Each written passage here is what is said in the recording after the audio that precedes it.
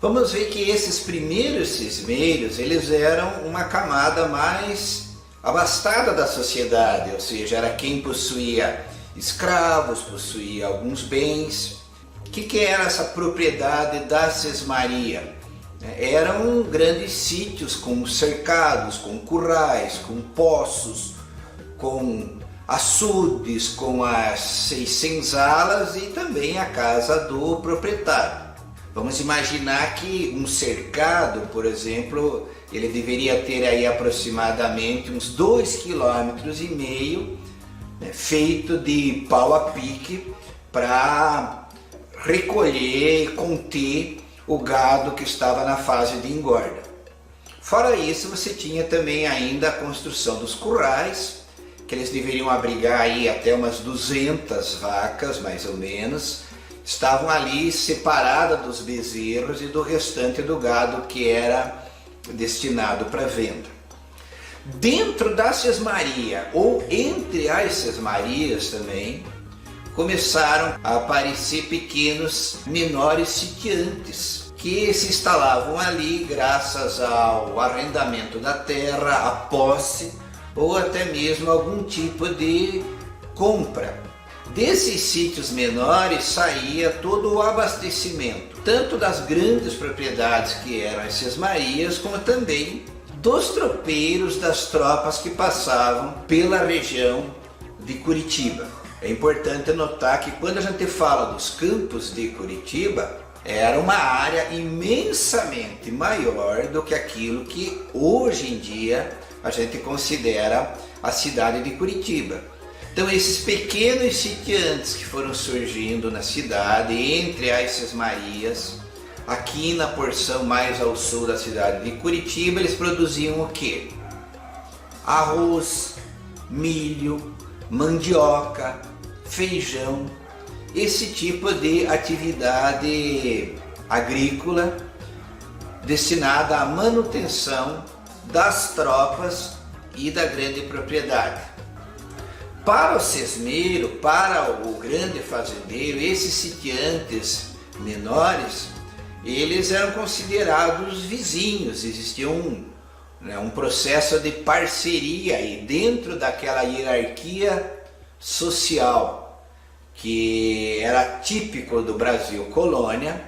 Quem faz esses estudos é a professora Maria Silva Carvalho Franco. Ela faz para uma outra realidade, mas a gente pode imaginar que isso pode ser aplicado também ao nosso estudo. Então eles eram considerados parceiros.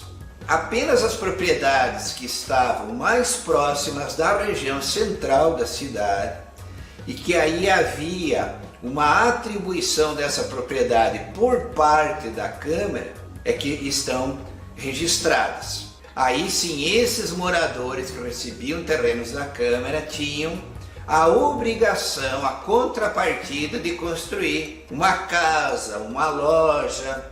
Então já eram pequenos lotes com quintal ou roça. No período de 1701 a 1730, a gente já começa a observar que diversas áreas já estão sendo concedidas para os descendentes daqueles primeiros povoadores. Para que a gente possa ter uma ideia aproximada da população, a gente recorre aos estudos da professora Maria Inês Mancini de Boni, na sua dissertação de mestrado, que trabalhou com as listas nominativas dos habitantes desse período.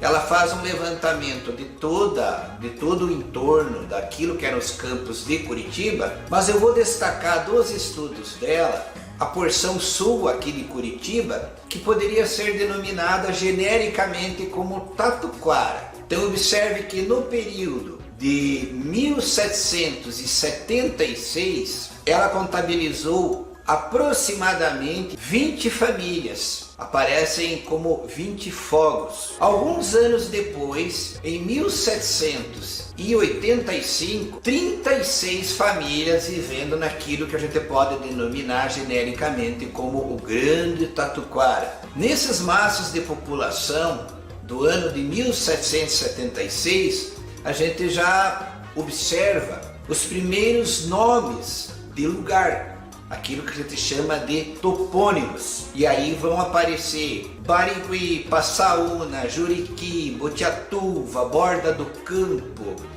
Palmital, Atuba, Tindiquera, Rio Verde, Rodeio, Itambé. Já aparece então em 1776 a denominação Tatuquara. No período colonial, o pequeno núcleo de Curitiba, ele não se destacava em importância dos demais núcleos de povoamento paranaense. Curitiba era muito semelhante a esses outros núcleos. E se não fosse algum interesse específico de passar por Curitiba, normalmente os tropeiros, então, que vinham da região da Vila Nova de Castro, que é Castro, da localidade de Santana do Iapó, Ponta Grossa, da Vila Nova do Príncipe, que é a Lapa, de Palmeiras, de São Mateus do Sul, eles seguiam então diretamente, atravessando esses campos aqui que corresponde à região sul de Curitiba, diretamente em direção àquilo que é São José dos Pinhais, para depois apanhar o caminho do Arraial, sem passar pelo núcleo central da cidade de Curitiba. Tudo nos faz crer que a antiga região denominada como Tatuquara corresponde a todos os atuais bairros de Curitiba, que seriam então Caximba, Campo de Santana, o atual Tatuquara, o Ganchinho, o Umbará, Pinheirinho, que era o chamado de Alto, Capão Raso, Sítio Cercado, Novo Mundo, Xaxim, Boqueirão, Alto Boqueirão. Me parece que toda essa região então tinha essa denominação genérica de Tatuquara, e ainda não tinham fixado nessas documentações antigas um nome específico até esse período de 1785. Essa situação ela vai persistir até o início do século XIX, 1800 e pouquinho. É quando a economia vai ganhar um impulso, vai ganhar um dinamismo graças à expansão, à exploração da erva mate. Então aí você vai ter um gradativo dinamismo da economia e um gradativo aumento populacional, mas nem tanto. Basta ver que em 1850 a população estimada da cidade de Curitiba girava em torno então de 3.000 pessoas. Esse aumento da população e do núcleo urbano vai fazer com que as tropas, os viajantes, comecem a passar mais pelo núcleo central de Curitiba e façam a opção por outros caminhos de descida para a região do litoral, principalmente Itupava e depois o da Graciosa. O caminho do Arraial vai sendo deixado de lado, ganha menos movimentação.